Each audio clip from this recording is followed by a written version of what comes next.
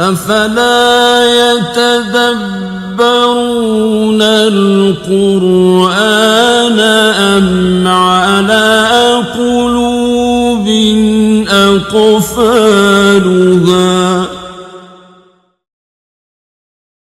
نحمده ونصلي ونسلم على رسوله الكريم أما بعد فأعوذ بالله من الشيطان الرجيم بسم الله الرحمن الرحيم تبارك الذي بيده الملك وهو على كل شيء قدير آمنت بالله صدق الله العلي العظيم۔ آج کے درس میں ہم انشاءاللہ العزیز 29ویں پارے کی تفسیر کا خلاصہ پیش کریں گے۔ اس پارے کی پہلی سورت سورۃ الملک ہے، اور اس سورت کے اور نام بھی ہے، سورۃ الواقعہ بھی ہے، سورۃ المنجیہ بھی ہے، سورۃ المانعہ بھی ہے، سورۃ المجادلہ بھی ہے۔ ابن عباس رضی اللہ تعالیٰ عنہما سے مروی ہے، ترمذی شریف کی حدیث ہے اس سورت کی فضیلت کے حوالے سے کہ نبی علیہ الصلوۃ والسلام کے صحابہ کرام میں سے کسی شخص نے اپنا خیمہ سفر کی حالت میں کسی قبر کے اوپر لگا دیا، اور اس کو معلوم نہیں تھا کہ نیچے قبر ہے، تو اس کے نیچے سے سورہ ملک کی تلاوت کی آواز آ رہی تھی اس خیمے کے نیچے سے۔ تو پھر اس کو اندازہ ہو گیا کہ میں نے تو قبر کے اوپر خیمہ لگایا ہے، تو سورہ ملک پڑھ رہا تھا، کوئی ختم کر رہا تھا، شروع کر رہا تھا، پھر ختم کر رہا تھا۔ یہ شخص سفر سے واپسی بھی نبی علیہ الصلوۃ والسلام کے پاس آئے اور نبی علیہ السلام کو اپنا واقعہ بتایا، تو نبی علیہ الصلوۃ والسلام نے ارشاد فرمایا ہی المانعہ ہی المنجیہ تنجیہ من عذاب القبر۔ اس صورت کا نام سورۃ المانعہ بھی ہے، روکنے والی صورت، نجات دلانے والی صورت، اور یہ صورت مردے کو قبر کے عذاب سے نجات دے گی۔ سید محمود العلوسی البغدادی تفسیر روح المعانی وہ فرماتے ہیں کہ میں نے بخاری شریف کے بعض شروح میں دیکھا ہے کہ مستحب ہے نیا چاند دیکھنے کے وقت اس سورت کی تلاوت کرنا، کیونکہ اس سورت کے اندر 30 آیات ہے اور مہینے میں عموماً 30 دن ہوتے ہیں، تو انشاءاللہ العزیز اس سورت کی برکت سے اللہ تبارک و تعالی پورا مہینہ بندے کو ہر قسم کے آفات و بلیات سے محفوظ فرمائے گا۔ اور بھی سورت کے بے شمار فضائل ہے، روزانہ پڑھنا اس کو ہمیں اپنا معمول بنانا چاہیے، لیکن اس کا معنی اور مفہوم بھی سمجھنا چاہیے کہ اس میں اللہ تبارک و تعالیٰ سے کیا مانگ رہا ہے۔ شروع والے حصے میں بلکہ پوری سورت کے اندر اللہ تبارک و تعالیٰ نے ایک توحید کا ذکر کیا ہے اور دوسرا آخرت کا۔ فرمایا اللہ رب العزت نے انتہائی بابرکت ہے وہ اللہ کی جس کے ہاتھ میں بادشاہی ہے، وہ ہر چیز پہ قادر ہے، موت اور زندگی اسی نے پیدا کیا، اور اس مقصد کے لیے پیدا کیے تاکہ تمہیں آزمائے کہ تم میں سے کون سا بندہ ہے کہ جس کا عمل اچھا ہے۔ موت اور زندگی یہ آزمائش ہے، یہ امتحان کے لیے اللہ تبارک و تعالی نے پیدا کیے۔ حضرت ابو الدرداء رضی اللہ تعالیٰ عنہ سے روایت ہے، نبی علیہ الصلوۃ والسلام نے ارشاد فرمایا اگر 3 چیزیں نہ ہوتی دنیا میں تو بندہ اپنی گردن کو کبھی بھی نہ جھکاتا۔ اس کی گردن میں بہت موٹا سریا ہے، اس کا جھکانا بہت مشکل ہے۔ اگر 3 چیزیں نہ ہوتی تو کون کون سی 3 چیزیں؟ نمبر 1 غربت، فقر کی وجہ سے بندے کی گردن جھک جاتی ہے۔ نمبر 2 مرض، بیماری کی وجہ سے بندہ اللہ تبارک و تعالیٰ کی طرف جھکتا ہے۔ اور تیسری چیز موت، مرنے کا تصور جب بندہ کر لیتا ہے تو اس کے سارے غرور، تکبر، اس کے خیالات سارے خاک میں مل جاتے ہیں۔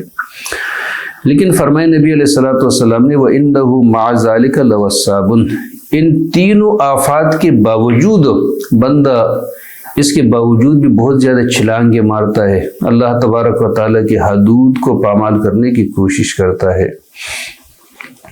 حضرت عمار بن یاسر سے مرفوعاً مروی ہے، فرماتے موت سے بڑی کوئی نصیحت انسان کے لیے نہیں ہو سکتی، سب سے بڑی واعظ اور نصیحت انسان کے لیے موت ہے، اور یقین سے بڑا کوئی غنا نہیں ہے انسان کے لیے۔ اللہ وہ ذات ہے جس نے 7 آسمانوں کو ایک دوسرے کے اوپر تہہ بتہ پیدا کیے. آپ اس کے اندر کوئی عیب آپ کو نظر نہیں آئے گا. بار بار اس کی طرف دیکھے کوئی دراڑ تمہیں نظر نہیں آئے گا. قریبی آسمان کو ہم نے مزین کیا ہے چراغوں کے ساتھ، اور شیاطین کو مارنے کا ذریعہ بھی اس میں میزائل بھی اللہ نے رکھے ہیں. شیطانوں پر جاتے تو ان کو مار دیتا ہے. اور پھر اس کے بعد اللہ تبارک و تعالی نے جہنم کا تذکرہ فرمایا کہ کافر لوگوں کے لیے جہنم کا عذاب ہے. جب ان لوگوں کو وہاں ڈال دیا جائے گا تو ان کے داروغ ان سے پوچھیں گے کہ کوئی ڈرانے والا تمہارے پاس نہیں آیا تھا؟ وہ کہیں گے آئے تھے، لیکن ہم نے ان کو جھٹلایا اور ہم نے کہا اللہ نے کچھ بھی نازل نہیں فرمایا. اور کہیں گے کاش ہم سن لیتے یا جان لیتے تو ہم آج جہنم میں نہ ہوتے. یہ اپنے جرائم کا اعتراف کریں گے، لیکن اعتراف اس وقت ان لوگوں کو فائدہ نہیں دے گا. اور ان کے مقابلے میں جو لوگ اپنے رب سے ڈرتے ہیں، بنا دے کہ ایسے لوگوں کے لیے مغفرت ہے، بہت بڑا ثواب ہے. پھر اس کے بعد اللہ تبارک و تعالی نے اپنی نعمتوں کا تذکرہ فرمایا کہ اللہ تبارک و تعالی وہ ذات ہے جس نے زمین کو تمہارے لیے مسخر کیا، تابع بنایا. تم اس کے راستوں میں چلو، اللہ تبارک و تعالیٰ کا رزق تلاش کرو، اللہ ہی کی طرف تم نے پلٹنا ہے. تو پلٹنا اللہ کی طرف ہے. آخرت کا تذکرہ تو پھر یہ تفصیل کے ساتھ اللہ تبارک و تعالیٰ نے آخرت کا یہاں پہ تذکرہ فرمایا ہے کہ سب اللہ تبارک و تعالیٰ کے پاس اکٹھے کیے جاؤ گے، اور وہاں اللہ تبارک و تعالیٰ پھر لوگوں کو اپنے کیے کا پورا بدلہ دے گا. نیک عمل لوگوں کو اچھا بدلہ ملے گا، اور برے کام کرنے والوں کو ان کی برائی کا صلہ ملے گا، سزا ملے گی ان لوگوں کو. اس کے بعد دوسری صورت ہے سورۃ القلم. سورۃ القلم بھی مکی صورت ہے، اور یہ ساری صورتیں جو 29ویں پارے کی ہے 2 رکوع کی صورتیں ہیں. سورۃ القلم کا جو عنوان ہے، جو موضوع ہے، اس کے اندر بھی رسالت ہے، آخرت ہے، اور پھر صبر کی تلقین ہے نبی اکرم صلی اللہ علیہ وسلم اور آپ صلی اللہ علیہ وسلم کی امت کو. شروع میں رسالت کا تذکرہ ہے. فرمایا والقلم وما یسطرون، قلم کی قسم اور جو کچھ وہ لکھتے ہیں اس کی قسم. ما انت بنعمت ربک بمجنون، آپ اپنے رب کی نعمت سے کوئی دیوانے تھوڑی ہو. آپ کے لیے نہ ختم ہونے والا اجر ہے، بے انتہا اجر ہے. آپ تو اخلاق عظیم کے مالک ہو. انک لعلی خلق عظیم، قرآن خود گواہی دیتا ہے انک لعلی خلق عظیم، آپ عظیم اخلاق کے مالک ہو. نبی اکرم صلی اللہ علیہ وسلم نے ارشاد فرمایا، حضرت ابو الدرداء رضی اللہ تعالیٰ عنہ کی روایت ہے، اور ترمذی ابو داؤد شریف کی حدیث ہے کہ قیامت کے دن انسان کے اچھے اخلاق سے کوئی وزنی عمل اس کا نہیں ہوگا. وَإِنَّ اللَّهَ لَيُبْغِضُ الْفَاحِشَ الْبَذِيَ، اللہ تبارک و تعالیٰ فحش گو اور بد اخلاق انسان سے نفرت کرتا ہے. اللہ تبارک و تعالیٰ اسے بغض کرتا ہے. تو اللہ کے نبی آپ عظیم اخلاق کے مالک ہو. پھر اللہ تبارک و تعالیٰ نے 2 کرداروں کا یہاں جائزہ پیش کیا کہ ایک طرف ایک اتنے اونچے کردار کا آدمی اللہ کے نبی حضرت محمد مصطفیٰ صلی اللہ علیہ وسلم، دکھ درد کا ساتھی، انتہائی خوبصورت اچھے اور بہترین اخلاق کے مالک، اور دوسری طرف کردار ولید بن مغیرہ کا.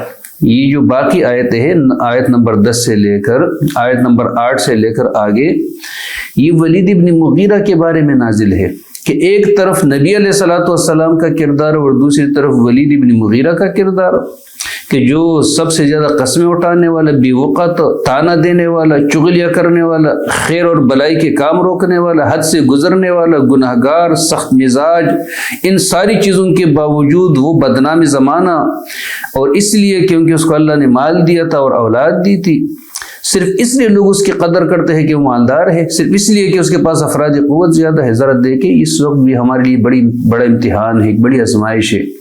ایک طرف اچھی شخصیت لیکن اس کے پاس مال نہ ہو، دولت نہ ہو، اور دوسری طرف بدنام زمانہ لوگ، ڈاکو قسم کے لوگ، زانی اور شرابی لوگ. ہمارا معاشرہ کس ڈگر پہ چل رہا ہے؟ ہم تو نیک لوگوں کا ساتھ کبھی نہیں دیتے. ہم تو پیسے کو پوجا کرتے، ہم تو گاڑیوں کو پوجا کرتے، ہم تو بنگلوں کو پوجنے والے ہیں، ہم تو مال و دولت اور ان چیزوں کو کرنے والے، اطاعت کرنے والے ہیں. تو قرآن مقدس کی صورت میں اللہ تبارک و تعالیٰ نے یہ 2 کردار اس زمانے میں لوگوں کے سامنے پیش کیے تھے اور بتائے تھے. کہ آپ لوگ ایک دوراہے پہ کھڑے ہو، اب دیکھو آپ کردار کا ساتھ دیتے ہو یا آپ دنیاوی آسائشوں کے پیچھے چل کے، بلکہ وہ آسائشیں تو آپ کو بھی نہیں ملے گی، لیکن مزاج آپ لوگوں کا کیا ہے، فیصلہ آپ لوگ کیسے کرو گے۔ تو آج یہ ہمارے لیے بے امتحان ہے، کیونکہ قرآن صرف واقعات کی کتاب نہیں ہے، قصہ گوئی کی کتاب نہیں ہے قرآن۔ تو یہ دو کردار اللہ تبارک و تعالیٰ نے پھر بیان کیے۔ پھر اس کے بعد اللہ تبارک و تعالیٰ نے پرہیزگاروں کا بتایا کہ ان لوگوں کا انجام اچھا ہوگا، باغات ہوں گے۔ اور کیا مسلمان اور مجرم ہم ایک جیسے کریں گے؟ کیا ہوا؟ کیسے فیصلے کرتے ہو؟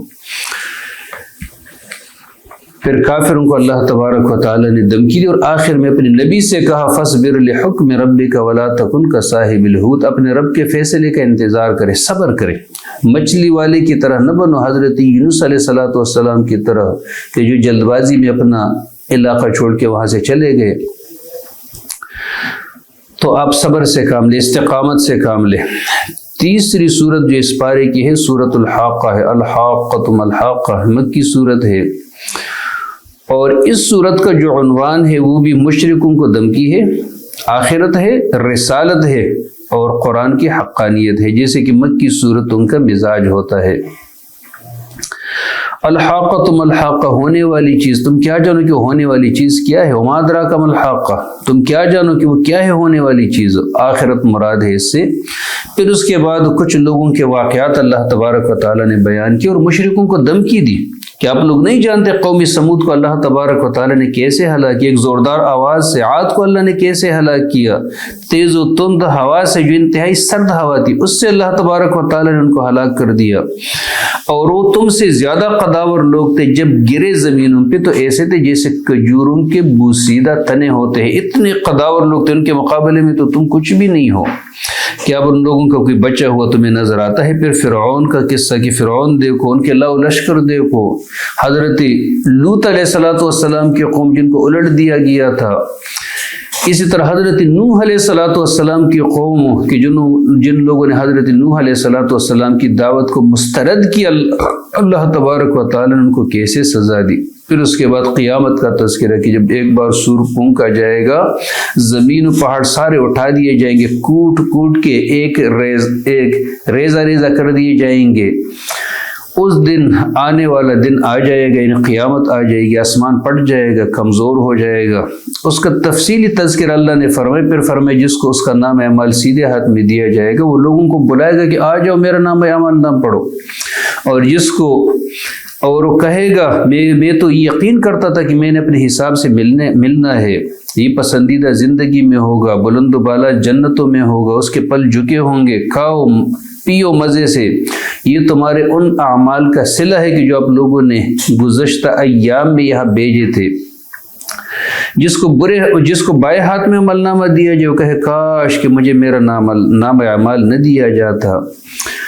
تفسیر قرطبی نے لکھا ہے اس سے مراد وہ لوگ ہیں نام اعمال سیدھے ہاتھ میں، اور جو کہے گا کہ آ جاؤ میرے ساتھ پڑھو، فرمائے اس سے مراد کل من کان متبوعا فی الخیر والشر، اس سے مراد ہر وہ بندہ ہے کہ جو خیر میں وہ لوگوں کا وہ قائد ہو، لوگوں کی قیادت کرنے والے لیڈر ہو، تو اس کو جب نام اعمال دیا جائے گا تو پھر لوگوں کے سامنے وہ لہرائے گا کہ دیکھو مجھے تو سیدھے ہاتھ میں دیا گیا، اور اس کے طفیل اللہ تبارک و تعالیٰ اس کے پیچھے چلنے والوں کو بھی سیدھے ہاتھ میں نام اعمال دے گا۔ اور جو شر کے اندر لوگوں کا قائد ہو، قیادت کرنے والا ہو اور لوگوں کو اس کی طرف بلانے والا ہو، تو اس کو جب بائیں ہاتھ میں دیا جائے گا تو افسوس کا اظہار کرے گا، ہاتھ ملے گا، تو پیچھے جتنے لوگ چلنے والے ہیں سب کو بھی بائیں ہاتھ میں دیا جائے گا۔ لہٰذا دنیا میں کسی کے پیچھے چلنا اس کا مطلب یہ نہیں ہے کہ آخرت میں اس کے پیچھے نہیں ہوگا، دنیا میں جس کے پیچھے ہوگا قیامت کے اندر بھی اسی کے پیچھے بندہ جائے گا۔ ہمیں سوچ سمجھ کے قدم اٹھانا چاہیے کہ میں کس کے پیچھے چل رہا ہوں۔ نبی علیہ السلام کا ارشاد مبارک المرء علی دین خلیلہ فلینظر احدکم من یخالل، بندہ اپنے دوست کے مذہب پہ ہوتا ہے، وہ دیکھے اس کی دوستی کس کے ساتھ ہے، اچھے لوگوں کے ساتھ ہے یا برے لوگوں کے ساتھ ہے۔ پھر اس کے بعد یہ چوتھی صورت ہے سورۃ المعارج، یہ بھی مکی صورت ہے، اس کی بھی 2 رکوعات ہے۔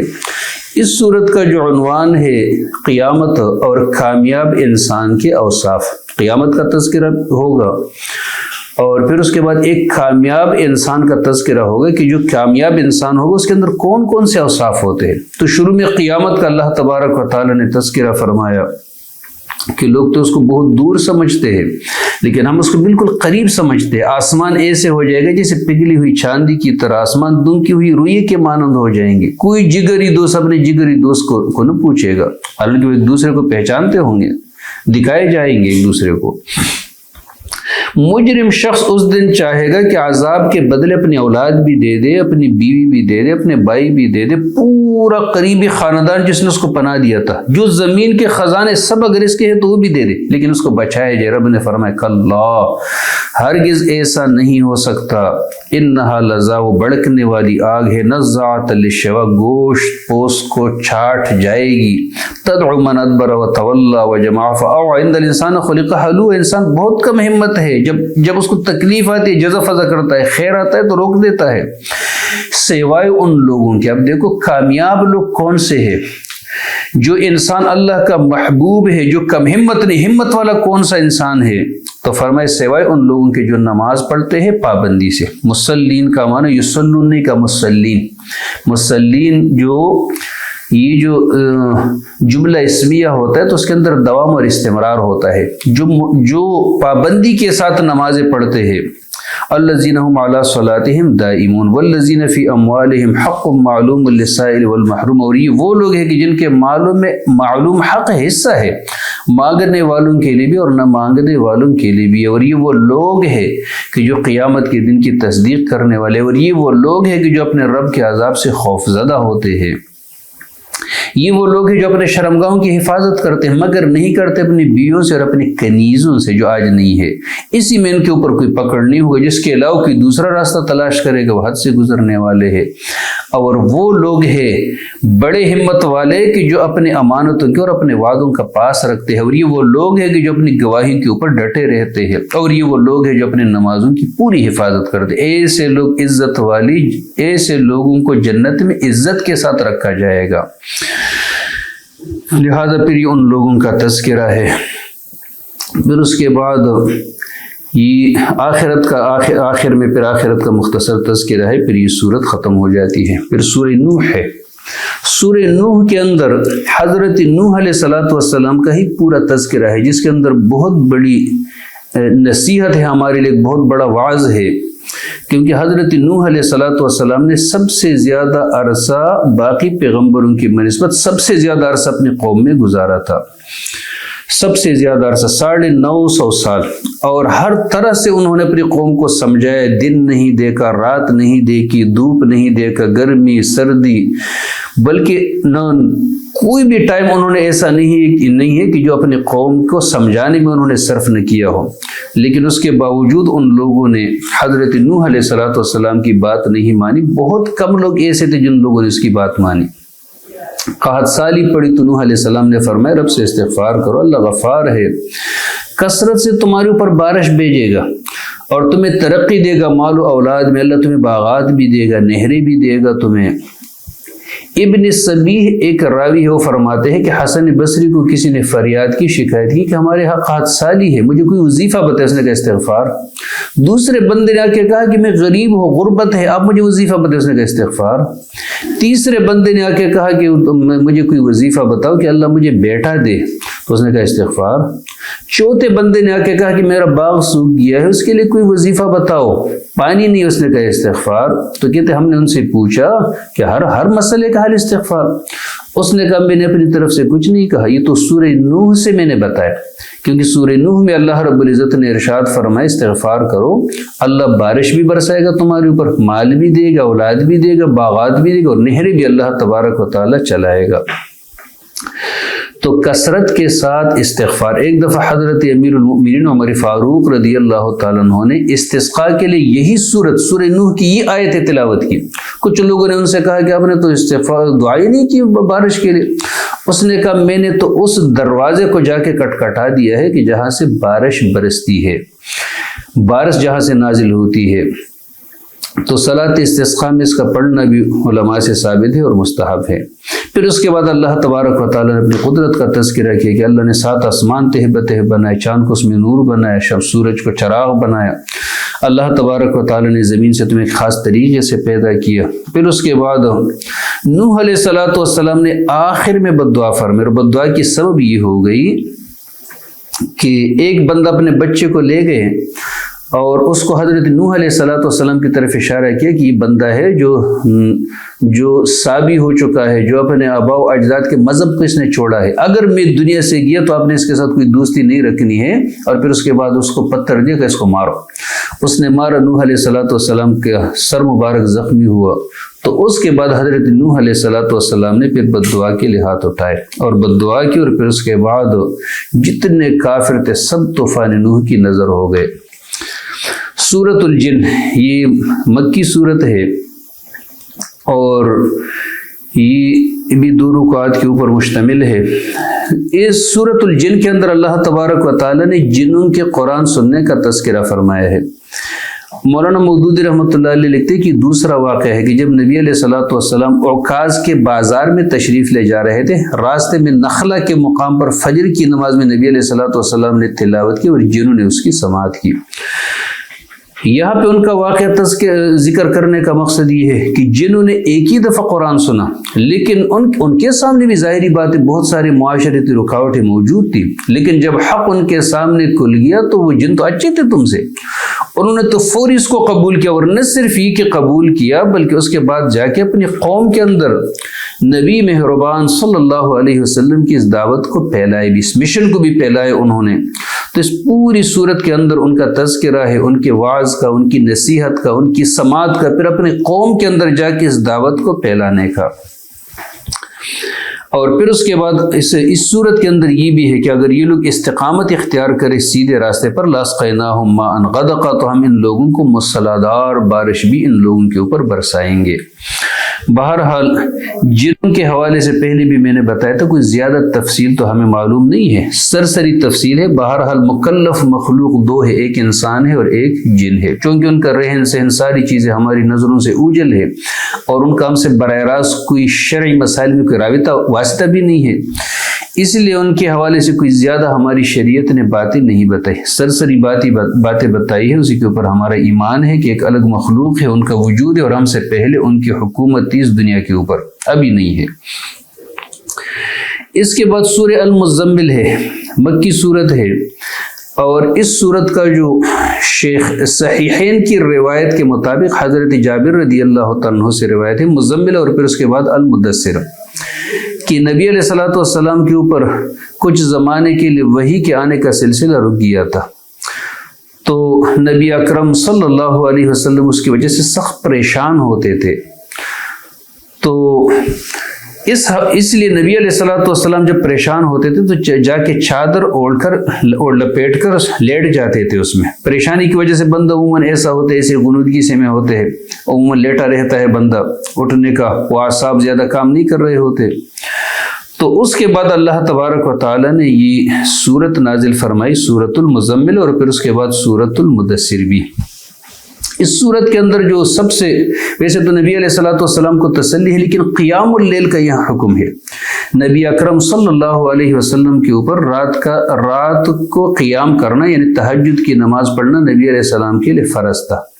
وَمِنَ اللَّيْلِ فَتَهَجَّدْ بِهِ نَافِلَةً لَكَ، قرآن کہتا ہے رات میں تہجد کی نماز پڑھی، آپ کے لیے ایک اضافی فرض ہے۔ کچھ حضرات کہتے ہیں شروع میں امت کے اوپر بھی فرض تھی، لیکن پھر اس کے بعد امت سے اس کی فرضیت ساقط ہو گئی جب 5 وقتہ نماز فرض ہو گئی، لیکن نبی علیہ الصلوۃ والسلام کے اوپر آخر تک اس کی فرضیت تھی۔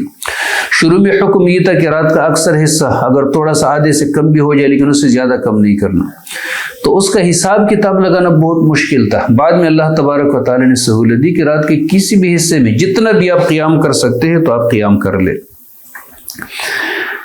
تو تہجد کی نماز کا خاص تذکر، تہجد کی فضیلت کے حوالے سے میں ایک حدیث سنا دیتا ہوں، اللہ ہم سب کو تہجد گزار بنائے۔ حضرت بلال سے روایت ہے، نبی اکرم صلی اللہ علیہ وسلم نے ارشاد فرمایا، علیکم بقیام اللیل، لازمی کرو اپنے اوپر رات کا قیام کرنا، رات کو لازمی اٹھا کرو۔ فإنہ دأب الصالحین قبلکم، ایک خصلت، ایک فائدہ تہجد کی نماز کا، کیونکہ یہ تم سے پہلے جتنے بھی نیک لوگ گزرے ہیں تو ان کی عادت رہی ہے، جتنے بھی نیک لوگ، یعنی 1,24,000 انبیاء سب تہجد گزارتے۔ وَإِنَّ قِيَامَ اللَّيْلِ قُرْبَةٌ إِلَى اللَّهِ تعالی، دوسرا فائدہ قیام اللیل اللہ رب العزت کو کی قربت کا ذریعہ ہے، بندہ اللہ کے قریب ہو جائے گا۔ وَمَنْهَاتٌ عَنِ الْإِثْمِ، تیسرا فائدہ تہجد کی نماز اور قیام اللیل بندے کو گناہ سے روکے گی۔ اور چوتھا فائدہ وہ تکفیر للسیئات، یہ گناہوں کے لیے کفارہ بن جائے گی۔ اور پانچواں فائدہ تہجد کی نماز کا ومطردۃ للداء عن الجسد، بندے سے جسمانی بیماریوں کو بھی دور کرے گی تہجد کی نماز، انشاءاللہ بندہ صحت مند بھی رہے گا۔ ایک روایت میں آتا ہے تہجد کی نماز پڑھنے والا خوش بھی ہوگا، ٹینشن کی پریشانی سے بھی اللہ تبارک و تعالی اس کو بچائے گا۔ تو نبی علیہ السلام کو تسلی ہے، پھر اس کے بعد یہ تہجد کی نماز کے حوالے سے یہاں تذکرہ ہے، پھر اس کے بعد آخر میں جہنم کا اللہ تبارک و تعالی نے تذکرہ فرمایا۔ اس کے بعد سورۃ المدثر، اس میں بھی نبی علیہ السلام کو نصیحت ہے اور مخالفین کو اللہ تبارک و تعالی نے دھمکی دی ہے۔ فرمائے اے لپیٹ کر لیٹنے والے، کھڑے ہو جاؤ، لوگوں کو ڈراؤ، اپنے رب کی کبریائی بیان کرو، اپنے کپڑے پاکیزہ رکھو، کپڑوں سے مراد اپنا کردار ہے، اپنا کردار صاف رکھو۔ والرجز فہجر، گندگی سے دور رہو، ولا تمنن تستکثر، احسان نہ کرو زیادہ حاصل کرنے کے لیے، اپنے رب کی خاطر صبر کرو۔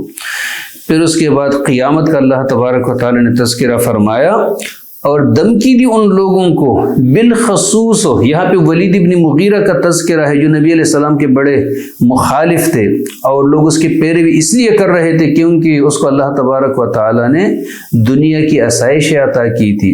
لقب اس کا ریحان قریش تھا، خود اپنے آپ کو وحید ابن الوحید کہتا تھا کہ میرا جیسا کوئی نہیں ہے، نعوذ باللہ۔ سالانہ آمدن اس کے 1 کروڑ دینار تھی، 1 کروڑ دینار۔ تو اس کے بارے میں یہ باقی آیتیں اس کے بارے میں نازل ہے۔ ویسے نبی علیہ السلام سے ایک دفعہ گئے تھے مصلحت کے خاطر، کیونکہ بیچ کا راستہ نکالے تو اللہ کے نبی صلی اللہ علیہ وسلم کو یہ سمجھا رہے تھے کہ بیٹا آپ کو پتہ ہے کہ آپ کی وجہ سے اور آپ کی اس مشن کی وجہ سے ہم کتنے آزمائش میں، کتنی تکلیف میں ہے، کوئی بیچ والا راستہ اپنا دیتے ہیں تاکہ ہماری پریشانی بھی ختم ہو، آپ بھی ٹینشن میں ہوتے ہو۔ اس نے نبی علیہ السلام کو جب باتیں کی تو نبی اکرم صلی اللہ علیہ وسلم نے پھر یہ سورۃ المدثر کی آیت ہے، اس کو نبی علیہ السلام نے پھر اس کو قرآن سنایا۔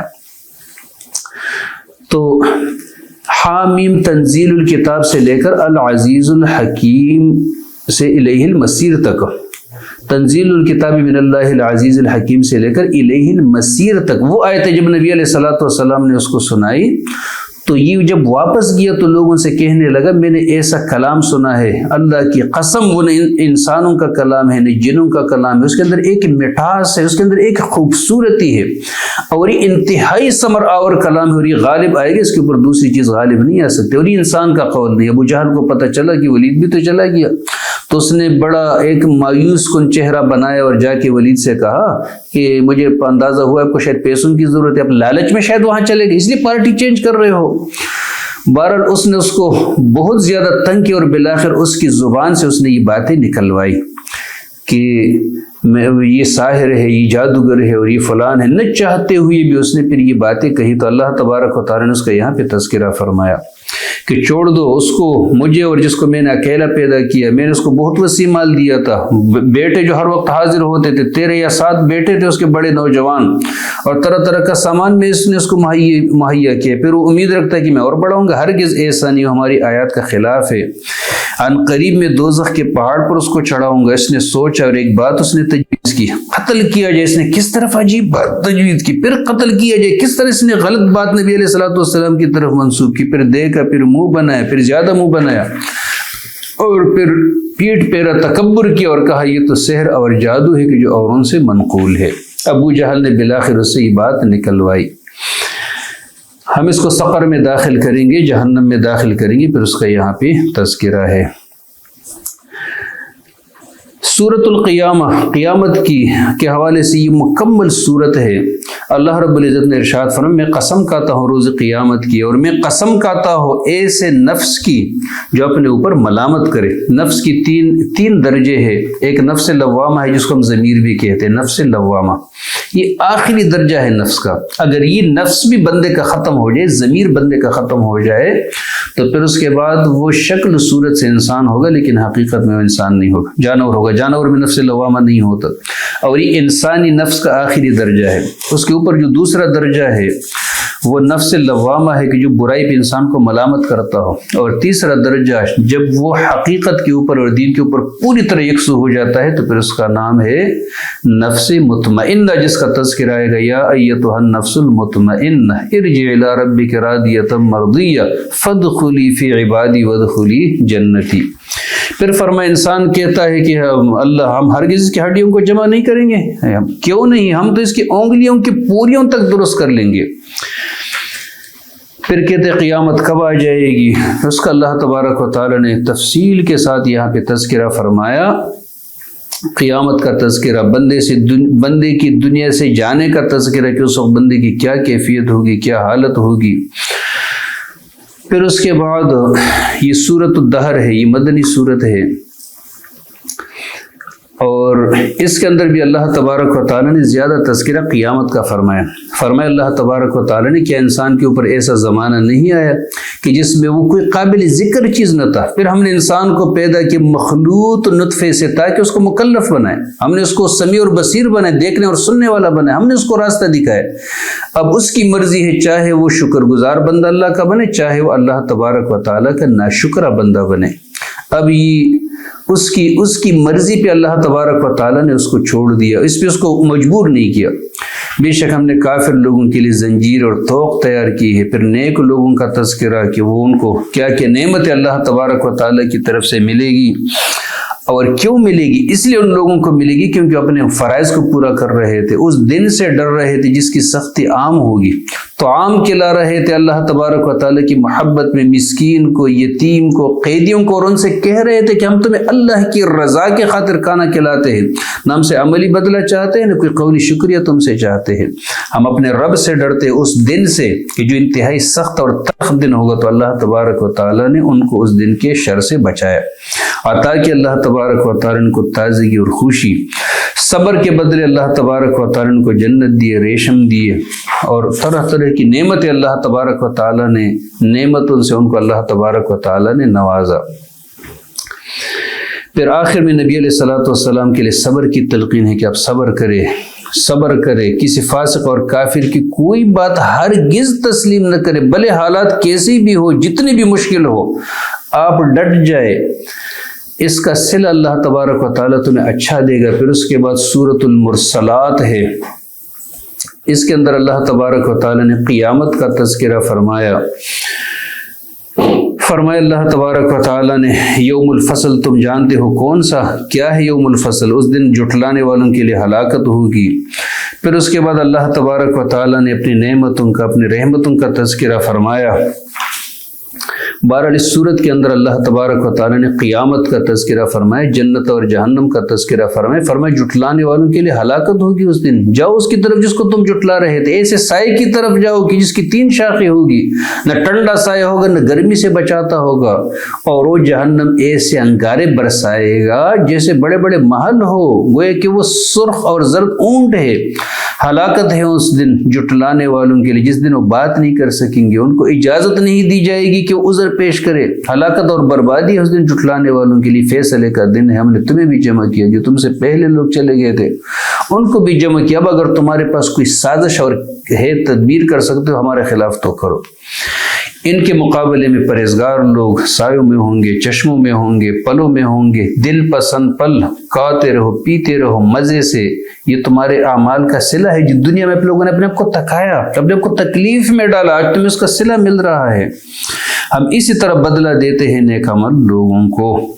پھر اس کے بعد پھر فرمایا آخر میں ہلاکت ہے جھٹلانے والوں کے لیے، اور یہ وہ لوگ تھے جن میں سے کہا جاتا رکوع کرو، یہ مسجد سے جو صدا آتی ہے رکوع کے لیے آتی ہے، حی علی الصلاۃ حی علی الفلاح، تو یہ رکوع نہیں کرتے تھے۔ ہلاکت ہے جھٹلانے والوں کے لیے۔ اب اس کے بعد اب کون سی بات پہ یہ لوگ ایمان لائیں گے؟ وآخر دعوانا الحمد للہ رب العالمین۔